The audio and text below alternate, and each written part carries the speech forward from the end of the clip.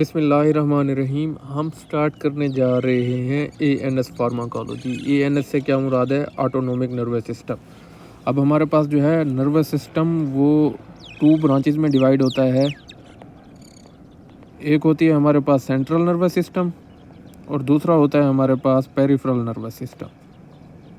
अब central nervous system brain और spinal cord के ऊपर मुश्तमिल होता है, जबकि जो हमारे पास है पेरिफेरल नर्वस सिस्टम ये बना होता है पेरिफेरल नर्व्स के ऊपर, और ये भी 2 डिवीजन्स में डिवाइड होता है। एक होती है हमारे पास सोमैटिक नर्वस सिस्टम और दूसरा होता है हमारे पास ऑटोनोमिक नर्वस सिस्टम। अब जो है ऑटोनोमिक नर्वस सिस्टम ये हमारे पास फर्दर 2 डिवीजन्स में डिवाइड होता है।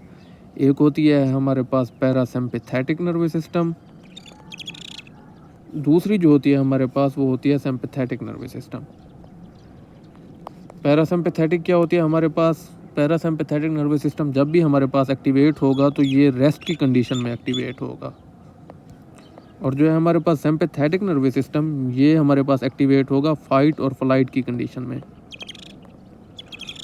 ये याद कैसे रहेगा? पैरा से याद रखना, पड़ा, कोई शख्स पड़ा हुआ है मतलब वो रेस्ट में है तो वो पड़ा हुआ है। पैरासिम्पैथेटिक नर्वस सिस्टम रेस्ट में एक्टिवेट होता है और सिंपैथेटिक नर्वस सिस्टम जो है हमारे पास वो एक्टिवेट होता है फाइट और फ्लाइट की कंडीशन। हम अब एएनएस फार्माकोलॉजी स्टार्ट करने जा रहे हैं तो हमें पता होना चाहिए कि पैरासिम्पैथेटिक नर्वस सिस्टम और सिंपैथेटिक नर्वस सिस्टम का हमारे डिफरेंट बॉडी ऑर्गन्स के ऊपर क्या इफेक्ट होता है।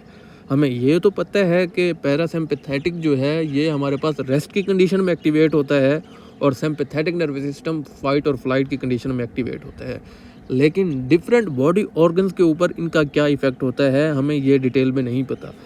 तो एएनएस फार्माकोलॉजी स्टार्ट करने से पहले हमें ये पता होना चाहिए कि सिंपैथेटिक और पैरासिम्पैथेटिक का हमारे डिफरेंट बॉडी ऑर्गन्स के ऊपर क्या इफेक्ट होता है, तब भी जाके हम एएनएस फार्माकोलॉजी को अच्छे से समझ सकेंगे। अब देखना ये है कि हमारे पास एक तरफ हम ले लेते हैं पैरासिम्पैथेटिक नर्वस सिस्टम, दूसरी तरफ ले लेते हैं हम सिंपैथेटिक नर्वस सिस्टम। सबसे पहले हमने देखना है कि सीएनएस के ऊपर क्या इफ़ेक्ट होता है पैरासिम्पैथेटिक का। अब ये देखें कि पैरासिम्पैथेटिक या और सिंपैथेटिक नर्वस सिस्टम एएनएस की ब्रांचेस हैं और ये सीएनएस के ऊपर भी इफ़ेक्ट कर रही हैं। ठीक हो गया, तो अब ये हमारे पास इफ़ेक्ट क्या होगा सीएनएस के ऊपर। तो अब मुझे ये बताएं कि एक बंदा रेस्ट के ऊपर है और वो कोई किताब पढ़ रहा है, तो क्या उस टाइम उसका ब्रेन एक्टिवेट होगा या नहीं होगा? जी हाँ, उस टाइम उसका ब्रेन एक्टिवेट होता है। तो basically parasympathetic nervous system CNS में क्या इफ़ेक्ट प्रोड्यूस करता है? तो पैरासिम्पैथेटिक नर्वस सिस्टम सीएनएस को स्टिमुलेट कर देता है, जबकि सिंपैथेटिक नर्वस सिस्टम क्या करता है? सीएनएस को डिप्रेस कर देता है। सिंपल सी बात है, अगर कोई बंदा भाग रहा है या फाइट कर रहा है तो उस टाइम उसका जो है ब्रेन इतना ज़्यादा एक्टिवेट नहीं होता। आपने मूवीज़ में तो देखा है कि बंदा लड़ाई कर रहा है तो उसका ब्रेन बड़ा एक्टिव है, लेकिन ऐसा नहीं होता। जब यही बंदा फाइट और फ्लाइट की कंडीशन में होता है तो उसका ब्रेन एक्टिवेट नहीं होता और वो फोकस नहीं कर पा रहा होता, तो इस वजह से उसका ब्रेन डिप्रेस हो जाता है। दूसरे नंबर के ऊपर हम आ जाते हैं कि पैरासिम्पैथेटिक नर्वस सिस्टम का आइज़ के ऊपर क्या इफ़ेक्ट है। आइज़ के ऊपर ये है कि एक बंदा रेस्ट के ऊपर बैठा हुआ है और वो फिर से किताब पढ़ना चाह रहा है, तो उसकी आइज़ क्या करेंगी? उसकी आइज़ फोकस करेंगी। तो फोकस करने के लिए जो हमारा लेंस है वो एकोमोडेट करेगा। एक तो हमारी आइज़ की जो होगी एकोमोडेशन होगी, दूसरे नंबर पे जो है ना हमारा प्यूपिल वो कंस्ट्रिक्ट होगा। अब जब प्यूपिल कंस्ट्रिक्ट होता है तो क्या होती है? हमारे पास मियोसिस होती है। जबकि अगर हमारा सिंपैथेटिक नर्वस सिस्टम एक्टिवेट हो, यानी बंदा भाग रहा है, तो उस टाइम इतना फोकस करने की ज़रूरत नहीं होती। इस वजह से एकोमोडेशन नहीं होती। जब एकोमोडेशन ना हो रही हो तो उस कंडीशन को हम कह देते हैं साइक्लोप्लेजिया। और जो है हमारा या प्यूपिल ये भी डायलेट कर जाता है, जिसको हम मिड्रियासिस कहते हैं। समझ आ गई? आइज़ में क्या होगा? पैरासिम्पैथेटिक एकोमोडेशन कराएगा और मियोसिस कराएगा। सिंपैथेटिक क्या कराएगा? सिंपैथेटिक कराएगा साइक्लोप्लेजिया और मिड्रियासिस। ये हो गए हमारे खोपड़ी शरीफ के ऊपर सिंपैथेटिक और पैरासिम्पैथेटिक के फंक्शन। अब हम आ जाते हैं चेस्ट शरीफ के ऊपर। अब चेस्ट में हमारे पास सबसे पहले जो पड़ा हुआ है ना वो पड़ा हुआ है हार्ट। हार्ट के ऊपर पैरासिम्पैथेटिक क्या करेगा? हार्ट को वो डिप्रेस कर देगा। डिप्रेस करेगा तो हमारे पास क्या होगा, जो है हमारे पास हार्ट रेट हमारे पास डिक्रीज़ होगा। हार्ट की जो फोर्स है, कार्डियक फोर्स की कॉन्ट्रैक्टिलिटी भी हमारे पास डिक्रीज़ होगी। और तीसरे नंबर पर हमारे पास जो है कंडक्शन वेलोसिटी, यानी कि एवी नोड से लेके जो हमारे पास नर्व इम्पल्स जनरेट हो रही होती है वो कितनी जल्दी से गुजरेगी, वो भी हमारे पास डिक्रीज़ हो जाती है। जबकि सिम्पैथेटिक नर्वस सिस्टम हार्ट को क्या करता है, वो स्टिमुलेट कर देता है। जब वो स्टिमुलेट करेगा तो हमारे पास जो है हार्ट रेट वो इंक्रीज़ हो जाएगा। इसके अलावा हार्ट की जो फोर्स है या कार्डियक फोर्स है वो भी इंक्रीज़ हो जाएगी। और उसके साथ साथ जो है कंडक्शन वेलोसिटी वो भी इंक्रीज़ हो जाएगी। चेस्ट में एक और चीज़ हमारे पास पड़ी हुई है और वो है हमारे पास लंग्स। अब ये भी सिंपल सी आपको समझ आ जानी चाहिए कि एक बंदा रेस्ट के ऊपर है तो क्या उस टाइम उससे ज़्यादा ऑक्सीजन की ज़रूरत है, या बंदा जब भाग रहा हो तो उस टाइम उससे ज़्यादा ऑक्सीजन की ज़रूरत होगी। जब बंदा भाग रहा होगा उस टाइम उसे ज़्यादा ऑक्सीजन की ज़रूरत होगी। इसलिए जो ब्रोंकोडाइलेशन है ना हमारे पास, वो सिम्पैथेटिक नर्वस सिस्टम करा रहा होता है। जबकि हमारे पास पैरासिम्पैथेटिक क्या कराता है, पैरासिम्पैथेटिक हमारे पास ब्रोंको कंस्ट्रिक्शन कराता है। अब हम चेस्ट शरीफ से निकल कर आ रहे हैं एब्डोमेन शरीफ में। एब्डोमेन शरीफ में हमारे पास बहुत से ऑर्गन्स पड़े हुए हैं, लेकिन हम सिर्फ 2 ऑर्गन्स के ऊपर फोकस करेंगे। एक हम करेंगे जीआईटी के ऊपर और दूसरा हम करेंगे ब्लैडर के ऊपर। ठीक हो गया। जीआईटी में अब मुझे ये बताएं कि जब बंदा रेस्ट के ऊपर होगा तो डाइजेशन भी तब भी होगी ना। जब बंदा भाग रहा होता है तो बेसिकली हमारी मसल्स को और दूसरे ऑर्गन्स जो हमें भागने में हेल्प आउट करते हैं उनको जो है ब्लड की ज़्यादा ज़रूरत होती है। इस वजह से जो हमारा ब्लड है वो उन ऑर्गन्स की तरफ चला जाता है और जीआईटी में नहीं जाता। जब ब्लड जीआईटी से कम जाएगा तो जीआईटी में डाइजेशन जो होगी कम हो जाएगी। लेकिन उलट ये होगा, अगर बंदा रेस्ट के ऊपर पड़ा हुआ है तो हमारे जो पेरिफेरल ऑर्गन्स हैं उनको ब्लड की कम ज़रूरत होती है। इस वजह से जो ज़्यादातर ब्लड है वो जीआईटी की तरफ चला जाता है और जीआईटी की तरफ जब जाएगा तो डाइजेशन ज़्यादा होगी। तो रेस्ट के ऊपर क्या होता है हमारे पास जीआईटी में, एक तो हमारी गट की जो है मोटेलिटी वो इंक्रीज़ हो जाती है। जब हमारी गट की मोटेलिटी इंक्रीज़ होगी तो बंदा उस टाइम डेफिकेट भी कर सकता है। तो पैरासिम्पैथेटिक नर्वस सिस्टम डेफिकेट करने में भी हेल्प आउट कराता है। मोटेलिटी क्या है हमारे पास इंक्रीज़ होगी। जबकि हमारे पास सिम्पैथेटिक नर्वस सिस्टम क्या कराता है, सिम्पैथेटिक नर्वस सिस्टम में हमारे पास गट की जो मोटेलिटी है वो डिक्रीज़ होती है। इसके साथ साथ जो है हमारे पास डेफिकेशन कम होती है। तो हमारे पास सिम्पैथेटिक नर्वस सिस्टम के एक्टिवेट होने की वजह से कॉन्स्टिपेशन हो जाती है। एक चीज़ ये हो गई। अब हम आ जाते हैं यूरिनरी ब्लैडर के ऊपर। यूरिनरी ब्लैडर में भी सेम कंडीशन है। अगर बंदा भाग रहा है तो उस टाइम बंदा यूरिनेट नहीं कर सकता। बंदा रेस्ट में होगा तब भी जाके यूरिनेट कर सकता है। तो इस वजह से पैरासिम्पैथेटिक नर्वस सिस्टम यूरिनेशन में हेल्प आउट करता है। यानी कि मिक्चुरेशन रिफ्लेक्स जो है हमारा पैरासिम्पैथेटिक नर्वस सिस्टम की वजह से एक्टिवेट होता है। और सिम्पैथेटिक नर्वस सिस्टम क्या कराता है हमारे पास, ये यूरिनरी रिटेंशन कराता है। अब ये हैं हमारे पास मोटे मोटे इफ़ेक्ट पैरासिम्पैथेटिक के और सिम्पैथेटिक नर्वस सिस्टम के। अब हम इनकी ड्रग्स की तरफ जाएंगे आहिस्ता आहिस्ता, लेकिन आपने ये बेसिक कॉन्सेप्ट अच्छे से समझना है। CNS, eyes, heart, lungs, GIT और ब्लैडर के ऊपर सिम्पैथेटिक और पैरासिम्पैथेटिक नर्वस सिस्टम क्या इफ़ेक्ट्स प्रोड्यूस कर रहे होते हैं, ये आपकी बेस बनाएंगे एएनएस ड्रग्स को समझने के लिए। पैरासिम्पैथेटिक और सिम्पैथेटिक नर्वस सिस्टम के बेसिक फंक्शंस को समझने के बाद हम स्टार्ट करने जा रहे हैं पैरासिम्पैथेटिक नर्वस सिस्टम, जिसको हम डिटेल से देखेंगे। पैरासिम्पैथेटिक नर्वस सिस्टम की डिटेल्स देखने से पहले हमें सबसे पहले इसके कंपोनेंट्स का पता होना चाहिए। इसके जो कंपोनेंट्स में सबसे पहले हमारे पास आ जाती हैं नर्व्स। दूसरे नंबर पे हमारे पास आ जाता है न्यूरोट्रांसमीटर। न्यूरोट्रांसमीटर के बाद तीसरे नंबर पे जो हमारे पास आ जाते हैं वो आ जाते हैं रिसेप्टर्स। बेसिकली हम इन तीनों कंपोनेंट्स को समझ के ही एएनएस फार्माकोलॉजी में पैरासिम्पैथेटिक नर्वस सिस्टम के ड्रग्स को अच्छे से समझ सकते हैं। नर्व्स को हम बाद में देखते हैं। जो हमारे पास न्यूरोट्रांसमीटर होता है ना, पैरासिम्पैथेटिक नर्वस सिस्टम में, वो होता है एसिटाइलकोलिन। और जो हमारे पास रिसेप्टर्स होते हैं जिनके ऊपर जाके एसिटाइलकोलिन वर्क करता है, वो होते हैं हमारे पास एम रिसेप्टर्स और एन रिसेप्टर्स। एम से मुराद है मस्करीनिक रिसेप्टर्स और एन से मुराद है निकोटीनिक रिसेप्टर्स। अभी हम इनकी फर्दर डिटेल पढ़ेंगे, जहाँ तक आपको ये चीज़ें क्लियर होनी चाहिए। पैरासिम्पैथेटिक नर्वस सिस्टम के कंपोनेंट्स का हमें पता होना चाहिए, जो कि नर्व्स हैं।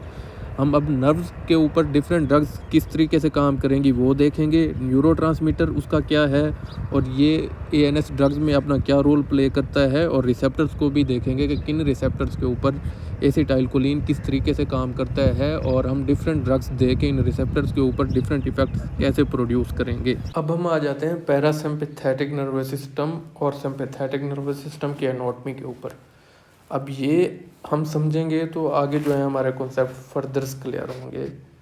फ़र्ज़ कर लें कि ये जो है हमारे पास ब्रेन आ गया, ये हमारे पास ब्रेन की जो है ब्रेन स्टेम आ गई, और यहाँ से जो है हमारे पास ये आ गया स्पाइनल कॉर्ड। बेसिकली होता क्या है, हमारी ब्रेन स्टेम से ना 4 नर्व्स निकल रही हैं, 2, 7, 9 और 10। ये मिलके हमारे पास पैरासिम्पैथेटिक नर्वस सिस्टम की नर्व्स बनाती हैं। होती बेसिकली ये डिफरेंट हैं, मैं एक ही बना रहा हूँ। ये हमारे पास एक नर्व आ गई, फ़र्ज़ करें कि कोई भी आ गई इनमें से, ये आएगी हमारे पास ऑर्गन के पास। ऑर्गन हम एग्जांपल ले लेते हैं हार्ट।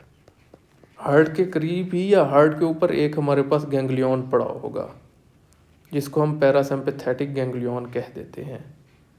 ये जो हमारे पास नर्व है यहाँ पे आएगी और ये एसिटाइलकोलिन रिलीज़ करेगी, और यहाँ पे ये टर्मिनेट हो जाती है।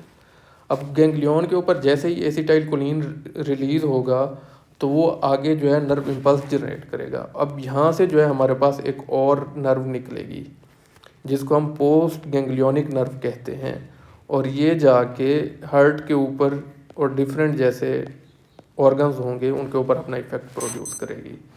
ठीक हो गया। पैरासिम्पैथेटिक नर्व्स हमारे पास सैक्रल रीजन से भी निकल रही होती हैं, S1 से S4 ले लें। अब यहाँ से भी निकलेंगी और ये हमारे पास पैरासिम्पैथेटिक गैंग्लियन के ऊपर जाएंगी। अब यहाँ से निकलेंगे हमारे पास पोस्ट गैंग्लियोनिक फाइबर, और ये जाके ऑर्गन के ऊपर अपना इफेक्ट प्रोड्यूस करेंगी। अब हम आ जाते हैं सिम्पैथेटिक नर्वस सिस्टम।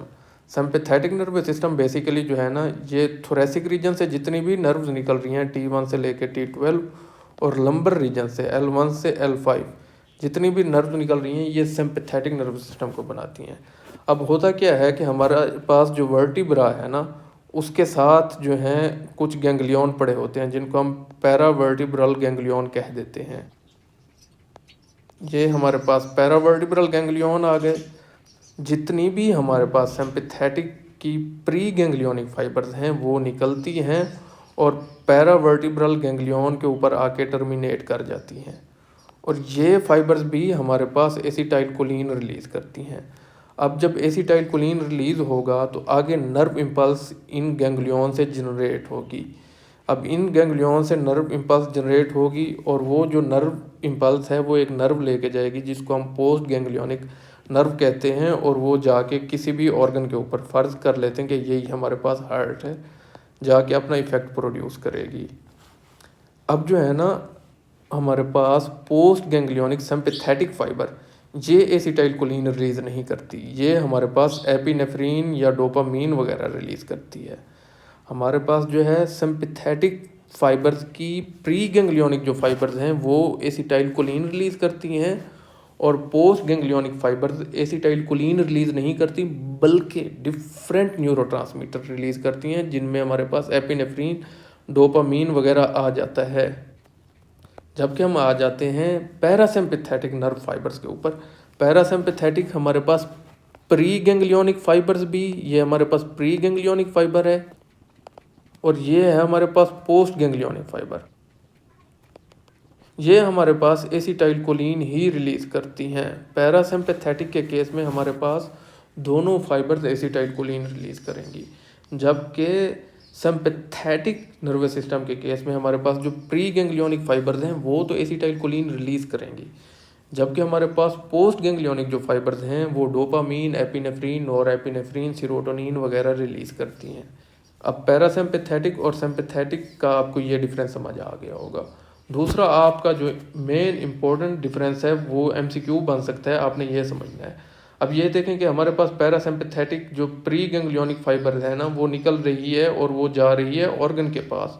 जो ऑर्गन के पास हमारे पास गैंग्लियन पड़ा हुआ है वो उसके ऊपर टर्मिनेट हो रही है, और उस गैंग्लियन से फ़ौरन निकलते ही जो दूसरी फाइबर है वो ऑर्गन के ऊपर टर्मिनेट हो जाती है। तो इसका मतलब क्या हुआ कि जो हमारे पास पैरासिम्पैथेटिक की प्री गैंग्लियोनिक फाइबर है वो लॉन्ग है और उसकी जो पोस्ट गैंग्लियोनिक फाइबर है वो शॉर्ट है।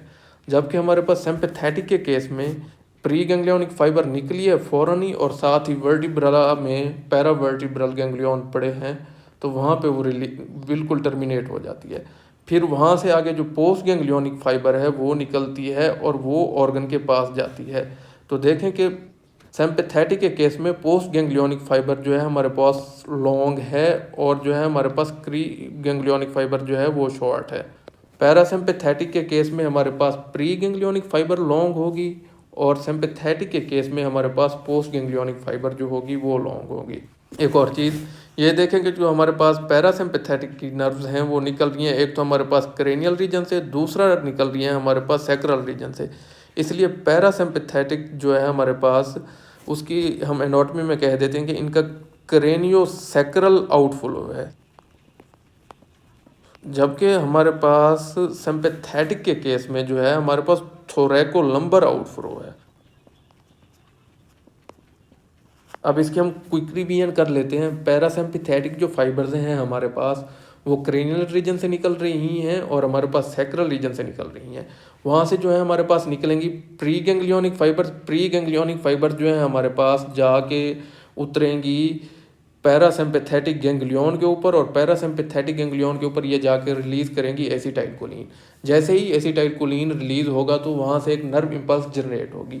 वो नर्व इम्पल्स लेके जाएंगी पोस्ट गैंग्लियोनिक फाइबर्स और वो जाके डिफरेंट ऑर्गन्स के ऊपर अपना इफेक्ट प्रोड्यूस करेंगी और वो भी जाके एसिटाइलकोलिन रिलीज करेंगी।